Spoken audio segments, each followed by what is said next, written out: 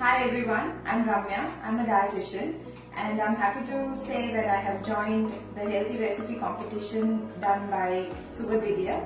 It's one of a kind, and in this challenge we are expecting a lot of participants who would showcase their talent in creating new recipes which is very healthy and useful for diabetic patients.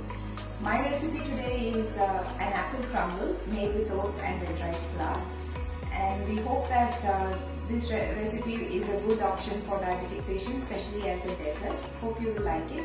Follow through for the demonstration and how we are making it.